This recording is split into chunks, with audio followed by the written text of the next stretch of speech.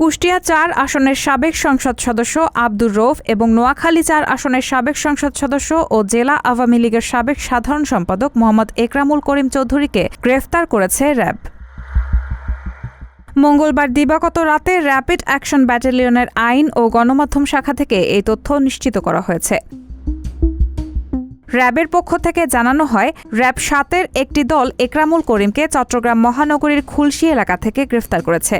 অন্যদিকে রাজধানীর মিরপুর এলাকা থেকে আব্দুর রউফকে গ্রেফতার করেছে র্যাব।